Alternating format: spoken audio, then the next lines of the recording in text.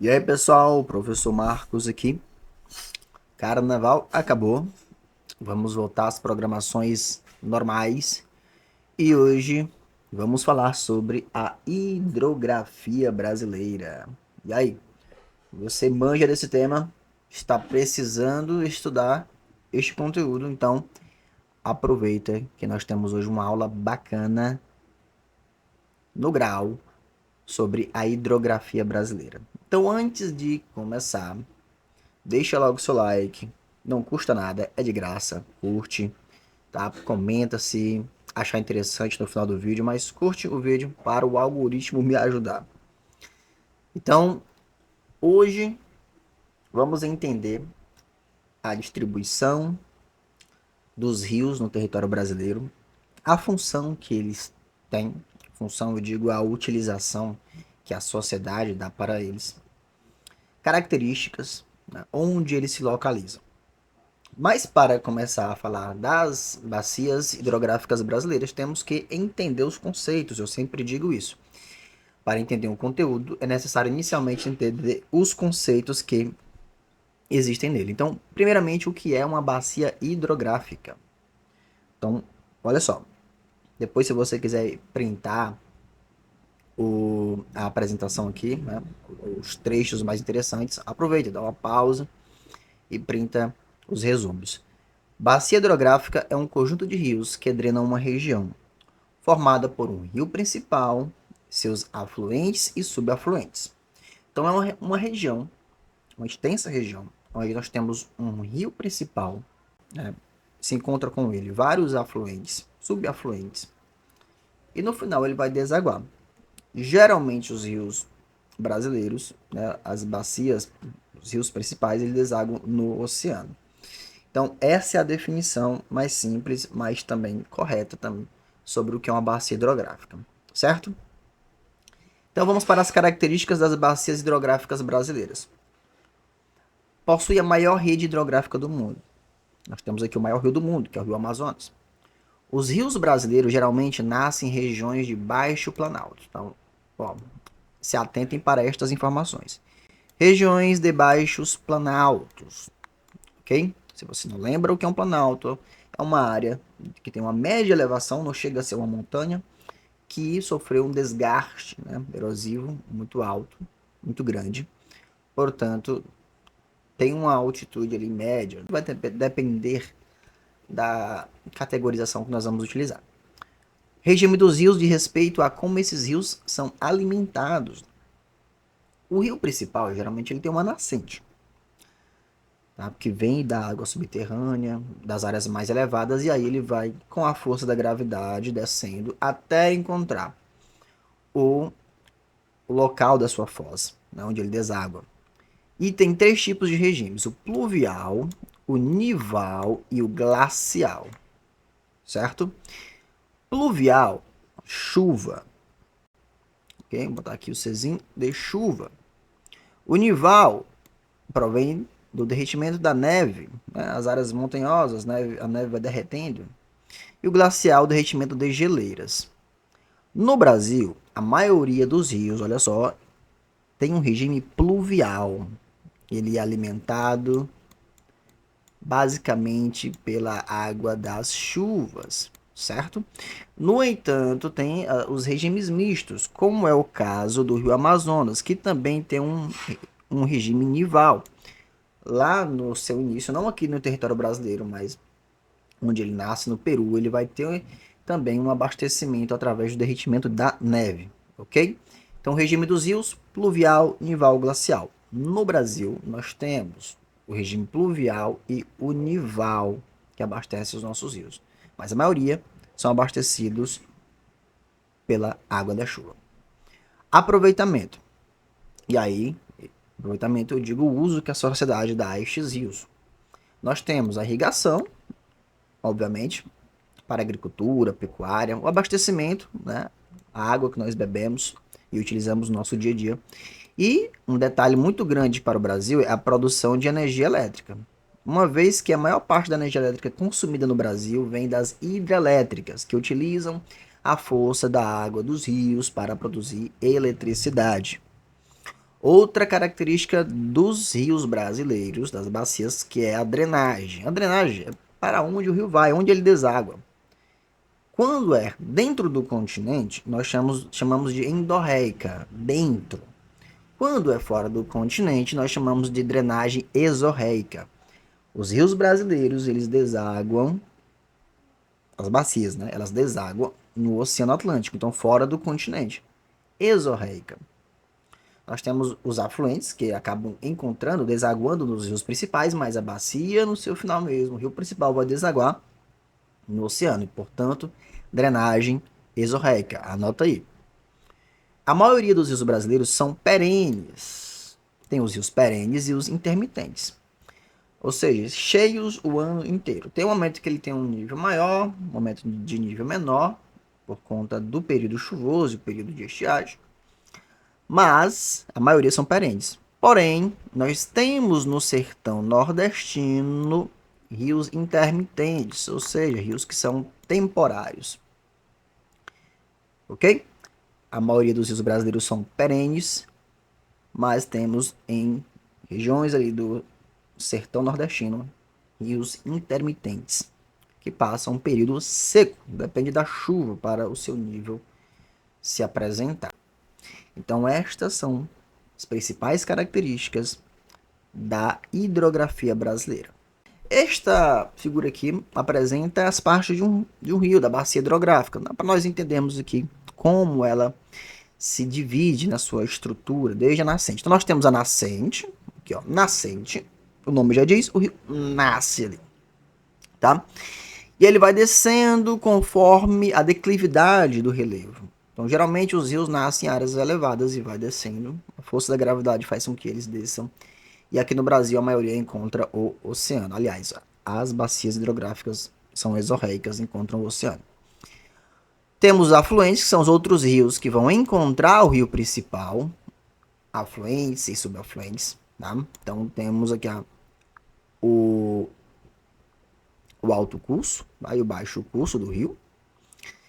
E nós temos a foz, que é onde o rio deságua. Lembrando, a foz ela pode ser em delta, ok? Delta, ou pode ser em estuário. Estuário é essa forma que vocês estão vendo aqui. Já o delta é quando ele vai formar várias ilhas, certo? Aqui no encontro com o mar. Aqui no Brasil tem o delta do Parnaíba e também o do rio Amazonas. E nós temos também o divisor de águas, olha só. O divisor de águas, gente, é o relevo que vai dividir um rio e outro, né? Que vai colocar a divisão entre as águas. Então, estas são as principais partes da bacia hidrográfica. Então, vamos para quais são as bacias hidrográficas no Brasil. Salvem este mapa, printem a tela para vocês entenderem a divisão das bacias hidrográficas brasileiras. Tá? Então, quais são as principais? A gigantesca bacia amazônica, a bacia Tocantins-Araguaia, bacia do Paranaíba, São Francisco, a bacia Platina, que vai agrupar a bacia do Paraná, Uruguai e Paraguai, e nós vamos ter as bacias atlânticas ou costeiras, que é Atlântica Nordeste Ocidental, Atlântica Nordeste Oriental, Atlântica Leste, Atlântica Sudeste e Atlântica Sul. Estas são as principais bacias hidrográficas brasileiras. Aliás, são as bacias hidrográficas brasileiras. Cada uma delas tem características e um aproveitamento distinto, certo? Então vamos para a primeira delas, a gigantesca bacia do Rio Amazonas, que é a maior bacia hidrográfica do planeta, o maior rio do planeta. Já houve algumas discussões sobre se o Rio Amazonas é ou não maior do que o Nilo, mas atualmente é considerado o maior rio do mundo. Ele nasce no córrego Apacheta, no Peru. O rio Amazonas nasce no Peru. Claro que o nome Amazonas é aqui no Brasil. Tá? Ele vai ter outros nomes no seu percurso. Ele entra no Brasil como nome de Rio Solimões e lá ele tem aquele encontro belíssimo com o Rio Negro. E a partir daí ele vai receber o nome de Rio Amazonas. Ele é um rio de planície, o Rio Amazonas. O rio principal, que é o Rio Amazonas, ele é um rio de planície. É uma extensa planície. é a planície amazônica. Então, ele tem um pouco potencial hidrelétrico. Por quê? Porque nas bacias de planície, nós não temos uma queda muito acentuada.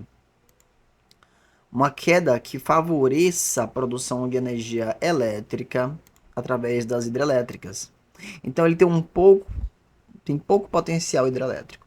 Os rios da bacia amazônica que são aproveitados com a produção de energia elétrica são afluentes, os afluentes de planaltos, né, de regiões mais planálticas da bacia amazônica. Bacia do rio Tocantins, Araguaia. Lá no Bico do Papagaio, o rio Tocantins vai encontrar seu principal afluente, que é o rio Araguaia. E aí vai formar esta imensa bacia hidrográfica que é a bacia do rio Tocantins, Araguaia. Utilização importante para escoar a produção de grãos das regiões próximas, né? Principalmente soja. Portanto, ele tem uma utilização de navegação, transporte. E também tem uma utilização para a produção de energia, uma vez que nós temos ali na bacia Tocantins-Araguaia a hidrelétrica de Tucuruí. Então anotem, a bacia Tocantins-Araguaia tem esta importância: transporte, escoa a produção de grãos. E nós temos ali também uma participação na produção de energia elétrica. Destaque para a usina hidrelétrica de Tucuruí. Seguindo, Bacia Platina. Como eu falei, a Bacia Platina é um conjunto de três rios, três bacias. A do Rio Paraná, Rio Paraguai, Rio Uruguai. Né? Ambas ali vão se encontrar com o Rio Paraná, que é o principal. Então vamos para o rio principal. O Rio Paraná, ele é formado pela junção dos rios Paranaíba, certo? E Rio Grande, na junção dos estados de São Paulo, Minas Gerais e Mato Grosso do Sul. Olha só esse detalhe. Possui o maior potencial hidrelétrico do país. A Bacia do Paraná é o maior potencial hidrelétrico do país. É lá onde nós temos a famosíssima, gigantesca usina de Itaipu, que é uma das maiores usinas hidrelétricas do mundo, entre o Brasil e o Paraguai. Nós temos uma usina que ela é binacional, ela fornece energia tanto para o Brasil como para o Paraguai. Temos o Rio Paraguai, que nasce no Mato Grosso e segue para o Paraguai. É um rio muito importante para navegação.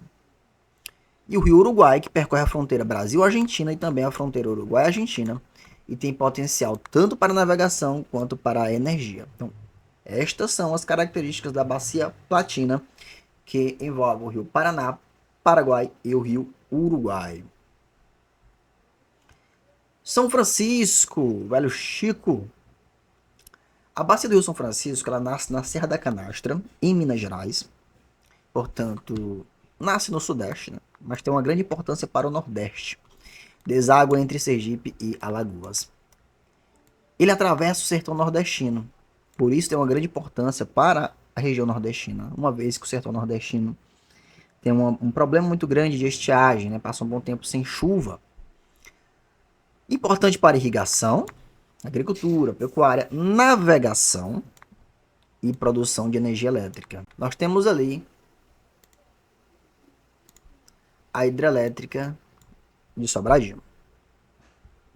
Outro detalhe que vocês têm que lembrar sobre a Bacia do São Francisco é o famoso projeto de transposição de suas águas, que se consiste na construção, né, de canais artificiais partindo do Rio São Francisco para abastecer as regiões mais afetadas pela seca. É um projeto que tem algumas controvérsias, algumas críticas em cima dele. A ideia original é muito boa, é uma vez que tenta sanar este problema de abastecimento de água nas regiões mais áridas do Nordeste brasileiro.